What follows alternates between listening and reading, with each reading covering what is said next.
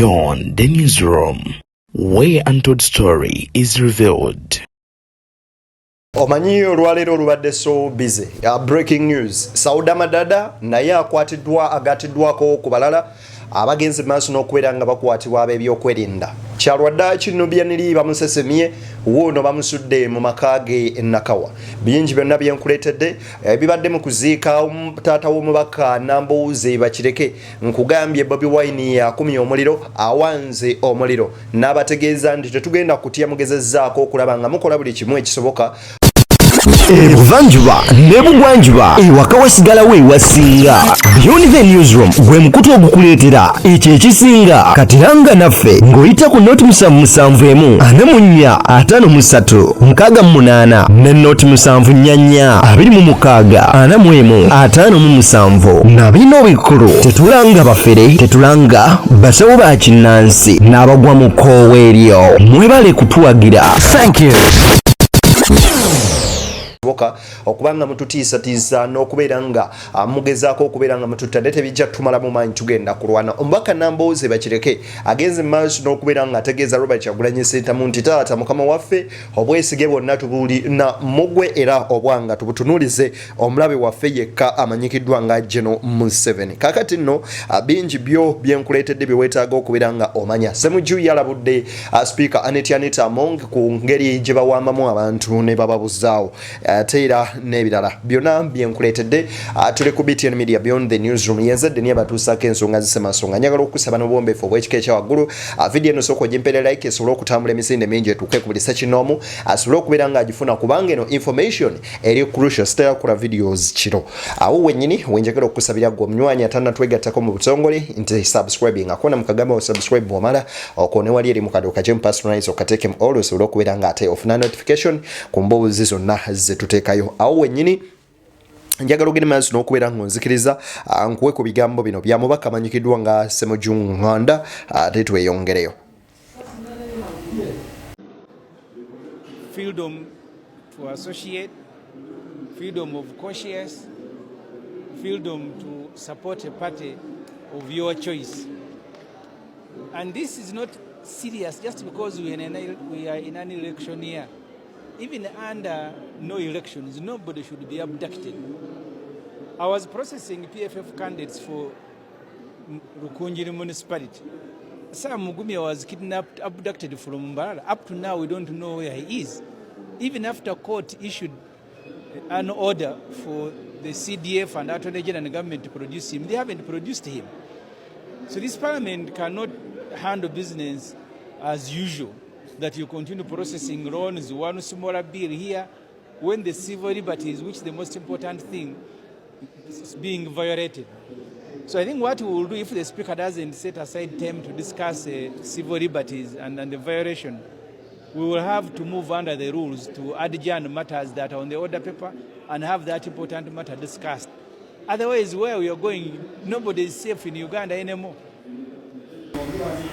Ekyo Ssemujju kyayogerako alinga eyakakitegeera agambye nti wano we tutuuse tewakyali ali safe mu Uganda era ng'agamba nti bangi bageze maaso n'okubeera nga bawambibwa ne batwalibwa kyokka ensonga ezo bw'agezaako ozanyula maaso ga sipiika bazoogereko mu Parliament ekola okusalawo mbu azeebalama n'agamba nti kati we kituuse tugenda beera nga tubuuka ensonga ezibeera ku setteeserezo oba ezirina okubeera nga ziteesebwako tudde ku zino bw'agaana tujja fuluma lwakiri Parliament twekyange kubanga abamu ne kooti yagenda maaso n'okuwa ekibaluwa ekiraga nti omuntu ono mumuleete mu kooti ne baagaana okuba nga babatwalayo. Ebyo nno bigambo bya musajja mukulu amanyikiddwa nga Ssemujju.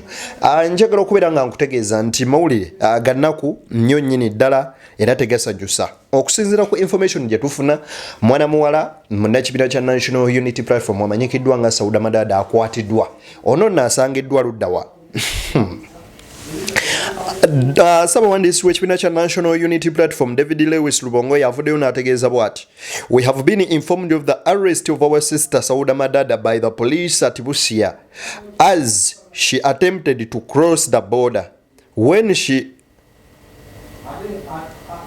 inquired about why she was arrested, she was told that her file is at Wandegea police and that they will transfer her there. era fayiro eri bweti CRB 131 Wandege ya police station. Sauda Madada abadde ku board ebusiya nga asala yengere Kenya asobole okubeera nga obooli awo atoloka ekibambulira ekigenda maaso n'okubeera nga kyefudde ekirala mu kubanga kiri abanna-Uganda. Bino eno bigenza okubaawo nga wakaita essaawa mbale nga mawulire gafuna agatubunyemu g'okuwambibwa kwa Nubian Li okubanga yeegase ku Alex mu Fumbire yakwatiddwa olunaku lw'eggulo. Wetwogerera kaakano Sauda Madada atemeza amabega wa mitayimbwa era programu ye y'okutoloka okufuluma eggwanga lino bwetyo egudde butaka. Kale nno kyannaku nnyo nnyini ddala era Sauda Madada munnange tumusaasirako nnyo nnyini ddala. Ono nno naye kyalwadde ki yalinza okubanga y'omu ku bagenda okugattibwa ku fayiro ya Edemotwe. Kijjaba kisu si kirungi yadde akamu n'akeddagala. Jjukira nti bino bye twogera bafuutusoja babatwala nga n'abakulembeze bwe babanona.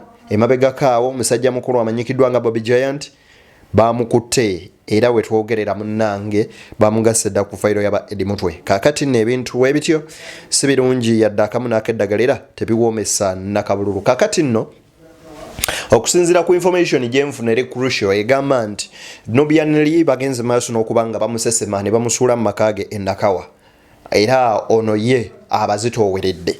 Baganda bange mwongereemu okusaala oba oliawo n'okwongera okubanja abantu bano basobole okubanga ate bateewa. Kakati njagala nkuwe trapping olunaku lulambanga bwe lubadde.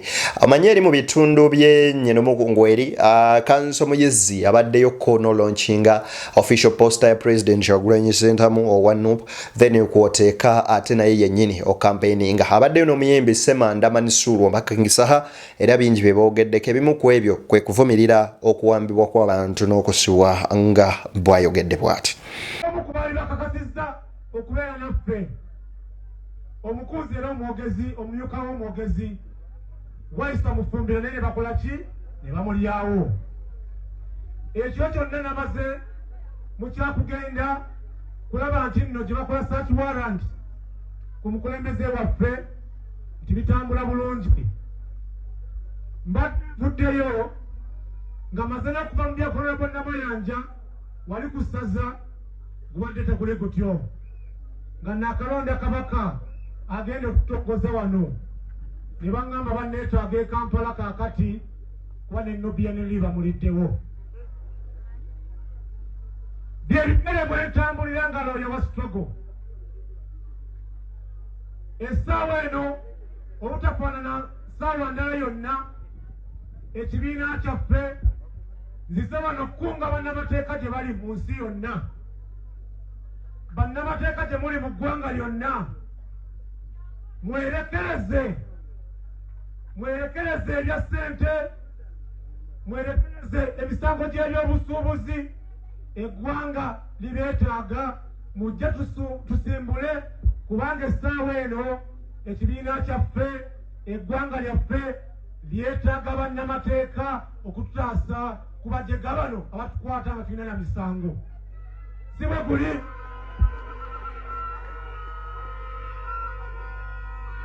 Kyekyo lwaki ebigambo ebyo bya Kanso Muyizzi mu nnaku mu nyiike y'ekika ekyawaggulu ennyo ng'agamba nti ekiro kyonna babadde mu kusaakinga waalwayiswa mufumbiro biki musajja watu yasuze teyeebase yadde okubegekako oluba. Kyokka agenza otuuka atuukidde kusaza mu bya Namayanja nabyo wabiwulidde ebibadde Masaka eyo. Then aba akyali awo nti ate ne Nubian Li kaakati ate ono wuno Sauda Madada. Kiki ekigenda maaso mu ggwanga lino? Olunaku olwaleero His Excellency Robert Kyagulanyi Ssentamu mukuziika Mama Honorable Betty Namboozi ayogedde bingi. Ne discuss enkwesa ennyonyi wano katini. Abadde yakaba okwewandiisa yesigyeyo okubeera meeya wa Nakawa bamututte tumanyi bawe bamututte. Ebintu bino bikolebwa batiitiizi. Njagala baza amaanyi abakola bino batiitiizi.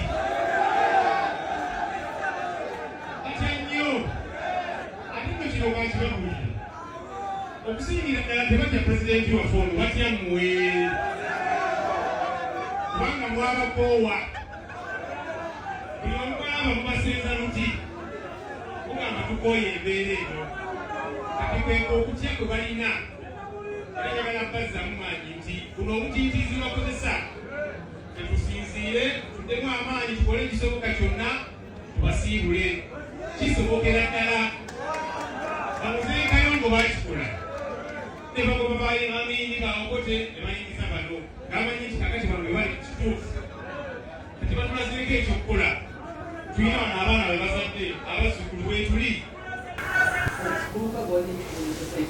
Musajja mukulu Ssennyonyi, omanyi obusungu buli lw'obujjula oluusi buyinza okuwa kikyobozzaako ekirala wabula kati njagala nkuwe owulirize ku bigambo Robert Kyagulanyi Ssentamu Bobi Wine byagenze maaso n'okubeera nga ayogera ng'ali mu kuziika taata w'omubaka Honorable Betty Nambooze Bakireke. Ebigambo bino bibadde so emotional naye nga birina bingi era obubaka bungi kye bugenda maaso n'okubeera nga oba oliawo kitegeeza. Kankuwe vidiyo eno ogirabe.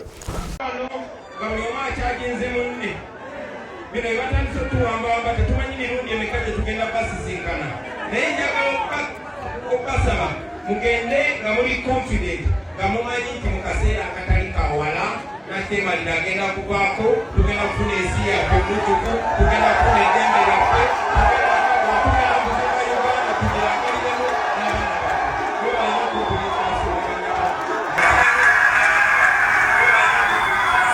Robert Kyagulanyi Ssentamu ebigambo bibadde bingi ne wabula kati njagala owulirize wano.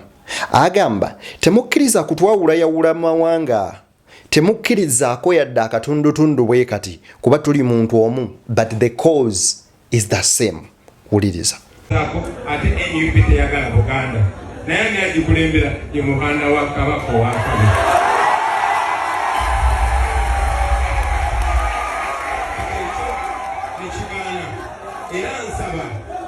Era nsaba naawe gy'oli muli mu kirombe muli ku stage ya boda boda muli mu ghetto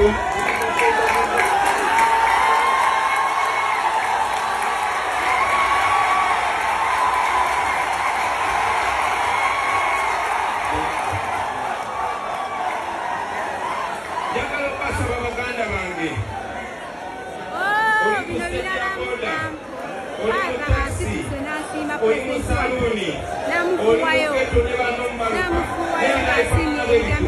mu bigambo bya His Excellency Robert Kyagulanyi Ssentamu agamba nti message mugitambuze. Oli bwagamba nti Robert Kyagulanyi teyagala Buganda ng'omukulembeze waayo ndi Muganda. Mmaze ebbanga lyonna nga yenze Bobi Wine omubanda wa Kabaka ow'akabi nyimbidde obwakabaka nkoze buli kimu nsiimye Buganda era nkoze bingi ebirabibwako abavubuka ba Buganda okubeera nga babeera abavubuka aboolyawo ab'omugaso eri Obuganda ne Uganda yatutwaliza awamu. Ng'agamba nti yo propaganda temumutwala wabula tusigale nga tuli muntu omu era temukkiriza muntu yenna ava eri bbali kujja bawulayawula mu mawanga. Wano nno wendabidde father awuliriza bulungi nnyo ebigambo bya Bobi Wine nayimuka n'amubonga n'amukwasayo n'akantu. Either yinza oba nga amukwasizza akasente or else ng'alina omubaka obubaka bwamutisse ate nga bukulu nnyo nnyini ddala. Kati kankuwe n'ebino ebigambo obiwuliriza. Abasajja buli bakaseera akasembera batya yensonga lwaki kati bali mu kuwamba bantu bali mu kuwamba buli omu basebo ne bannyabo bali mu kuwamba abantu bawamba bapasita gwe munaddiini sheeki reverend father pastor n'omulala teweyibaala bano tebalina nsonyi naye njagala okubakubiriza basebo ne bannyabo tulina omukisa guno ate nga mukisa gw'amaanyi nti tugenda mu kulonda wano nga munnayuganda gwatalina mundu akaduluko k'amaanyi n'okusinga emmundu. Njagala okubakubiriza basebo ne bannyabo temugwamu maanyi bakoze bino byonna bino babalamu amaanyi muveeyo mu bungi mugende mulonde abakulembeze bammwe. Kyetwagala okukola basebo ne bannyabo kankozese n'omukisa guno nakyo kibanyonyole. Tetwagala kujjako just Museveni yekka, twagala kujjawo sisitimu yonna enjala.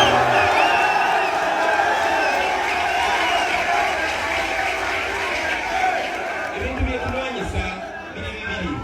Waliwo Museveni omuntu omumenyi w'amateeka omusosoze mu mawanga naye waliwo ne kye bayita Musevenizimu ye sisitimu ya Museveni eno teri Museveni yekka wabula erimu abo bonna balonderera abamulya mu ngalo.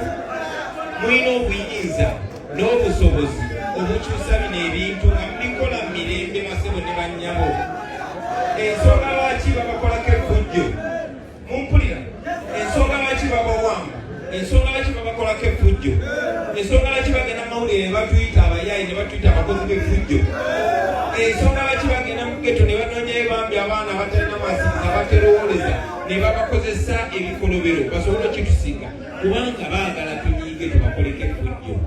Naye tewali ffujjo, tewali kibonerezo kyemugenda kuwa bantu bano nga okusenda buli kakikya ate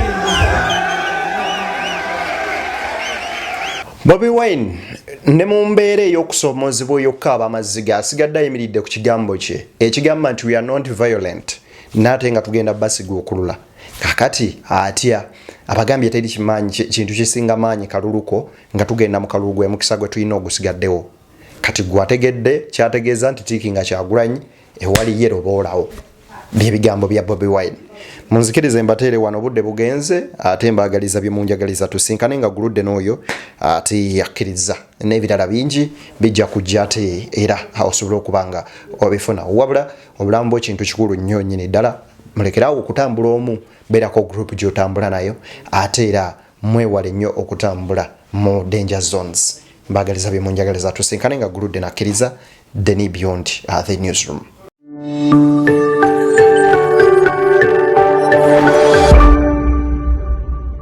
Beyond the newsroom, where untold story is revealed.